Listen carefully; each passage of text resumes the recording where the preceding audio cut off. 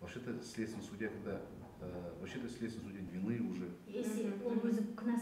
Шымкент қаласының тұрғыны 1980 жылы туылған Төлеген Болатбек деген азамат лауазым иесі бола тұра 6 қазан 2017 жылы Шымкент қаласында Абай ауданы аумағы төңірегінде лауазымды адам бола тұра өзінің жүргізушісі арқылы 600 мың теңгемен пара ретінде ұсталған. Бұл тергеп тексеру органдарымен дәл осылай күдіктеліп отыр.